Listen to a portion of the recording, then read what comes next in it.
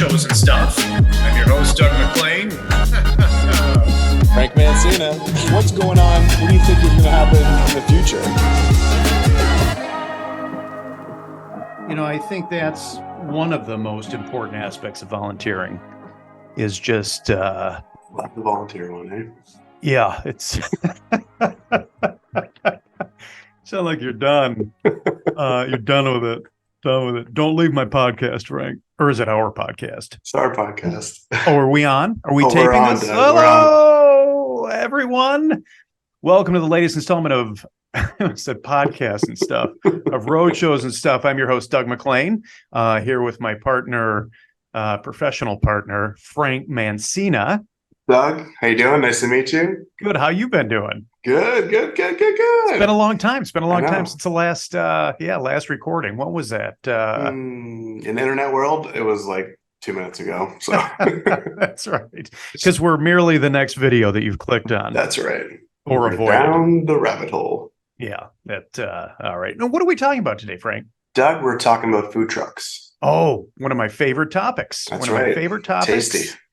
In the world of mobile marketing, because that's what we do. That's right. And, some food trucks kind of fall under our business to consumer, those food sampling trucks. And then we have, some that fall into our business to business where we would hire a food truck to be on site. Yeah. And so there's some crossover that there is some crossover. Yeah. So if I wanted to start a food truck company tomorrow, there's certain criteria that I have to meet, I'm assuming. That's correct. And I happen to have found those in my desk drawer here, so I can go over a few of those things. Thanks, ChatGPT. That's good. That's right. Neither of us are here right now. A mobile food service operation has to be operated from a mobile vehicle, portable structure, watercraft, routinely changes location, and then cannot remain at any one location for more than 40 consecutive days. And if all of the above conditions are not met, then the operation cannot be licensed as a mobile food service operation. It must be licensed under a different category, like a restaurant, push cart, something like that. So concession trailers, as far as food trailers are concerned, are probably the most popular category. They have to have things like commercial refrigerators, freezers, 3-compartment sinks. Each compartment is used for what again? Washing your hands, sanitizing, and rinsing. No. Is that right? Oh, damn. Washing, rinsing, and then you need a sink for sanitizing. True or false? An employee of a food truck can wash their hands in the 3-compartment sink. False. Oh my God. Why? Because it's only supposed to be used for... or you could say that there has to be a dedicated hand washing sink on board. That makes sense. Correct. That makes sense. Correct. Good job. There has to be a freshwater tank, minimum of 5 gallons, and a wastewater tank as well. You have to have available potable water that can be consumed. And you have to have a pressurized sink with heat, which I was not aware of. And that's specifically for hand washing, believe it or not. Now, Doug, is it like a general sort of, is there just one general permit that you get when you have a food truck, or is it? Correct. Yes. Yeah. And it's available, I think. Online at eBay. I'm fine. No. And I'll go over these quickly. I'm going to use Michigan as an example. Okay. You're near Portland. Ontario, Canada. But in Michigan, you need a general business license. And that is basically a business tax certificate. So when you file taxes at the end of the year, you're not filing as an individual, independent contractor. You're actually filing as a business. So that's the first and foremost, is the business license. Then you need a mobile food facility permit in the state of Michigan. And that's so you meet or have compliancy with the food that you're serving. So for instance, if you're serving ice cream, it's a much, much simpler operation because it's prepared food than if you were to prepare a burrito and serve that, because of all the fresh ingredients, the cooking that's required, and things like that. There is also a public health permit, and that requires an inspection. And that means that you and all of your employees are up to all of the health and safety codes required for a restaurant or for a facility to serve food. So you need your business license, your mobile food facility permit, which again, make sure you're meeting compliancy, your public health permit, which requires an annual inspection. And then there's a food seller's permit, which allows the state to tax So when you cross state your lines, operation. Yes. so you would be looking at, a different You would, permit? assuming. I mean, it is. That's a good point. It's state by state. Those regulations Gotcha. vary state by state. So if you operate, say, in the state of Michigan, you'd like to then operate for a weekend, conference or fair in Columbus, Ohio, you have to make sure that you have compliance and you meet all of their Gotcha.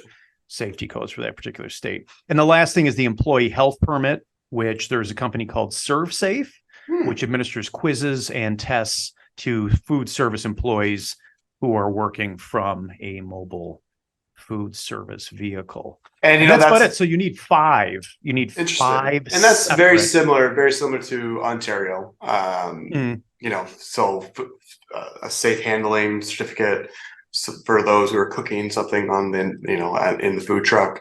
If the food truck has propane, if it's using, a range that uses propane, first gas, fuel source. first fuel source, you'll need like a TSSA certificate. So it has to go through like this certain, regulations to have that. Then you'll have quick side story. I'm sorry for interrupting. I was pulled over by the TSSA on my way to Toronto 2 weeks ago. Oh, nice. Yeah. They usually patrol the 401 where all the food trucks.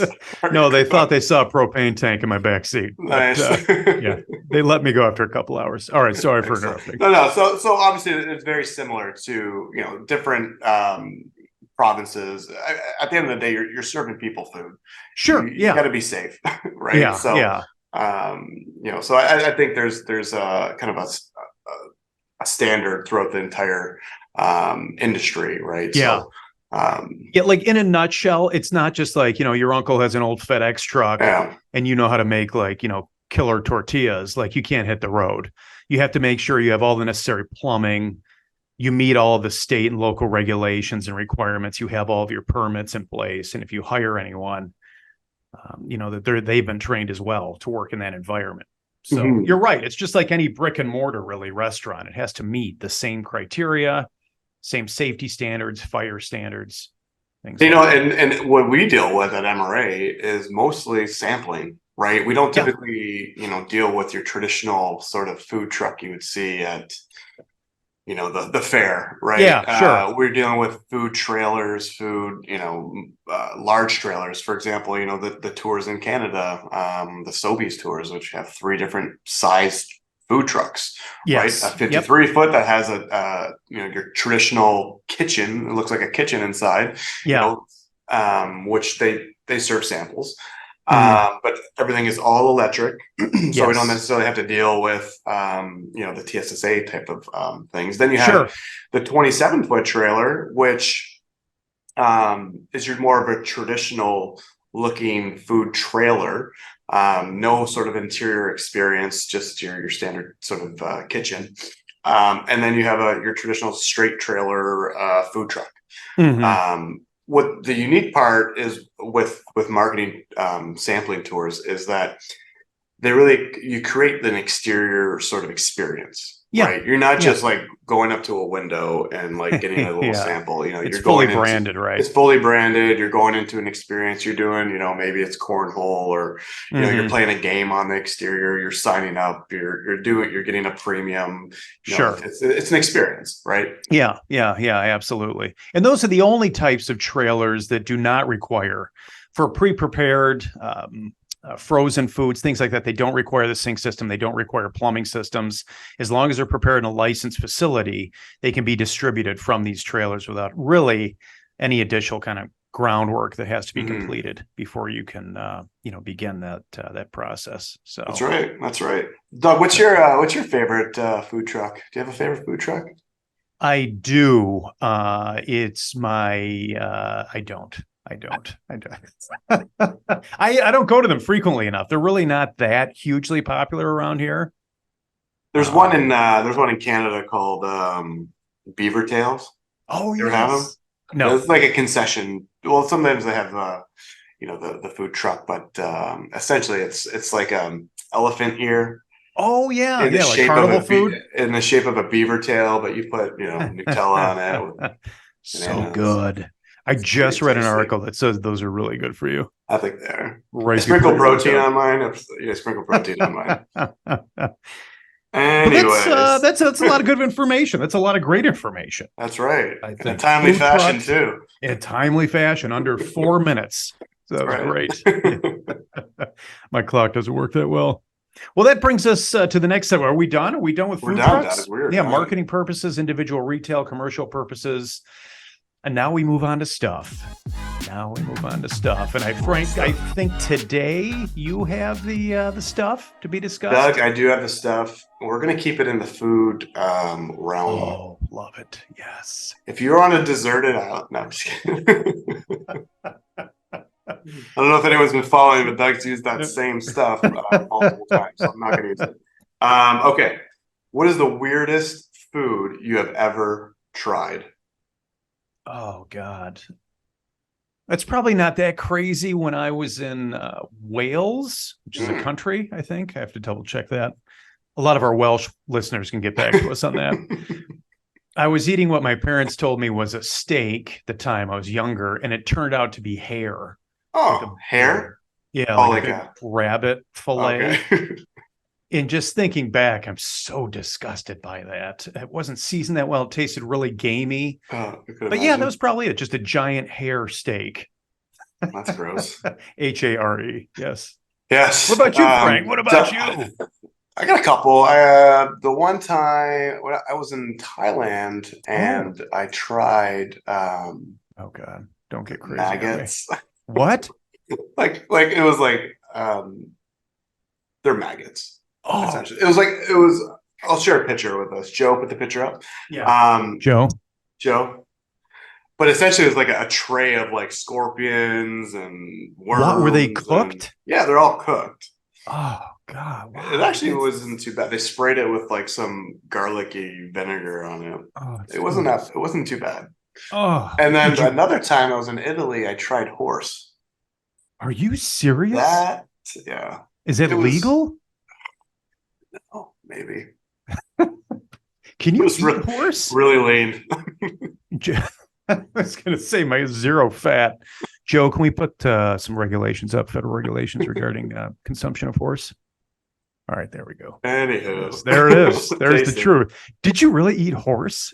Yeah, I didn't know. Or I could have like misinterpreted what they were saying to me, but I can understand the language a little Maybe bit. It was hair. You thought it was horse. All right. Well, that brings to a close our latest episode. Another fantastic one for the record books. Right. What do we got coming up next week, Frank? Doug, we got a bunch of stuff coming up. Yes. I cannot tell you about, though. Yeah, there's a lot going on. We've had some cybersecurity issues. We don't want that information stolen or leaked prior to our promo videos.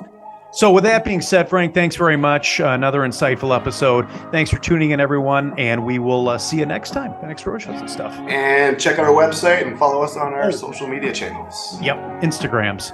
All right, everyone. All right. Thanks.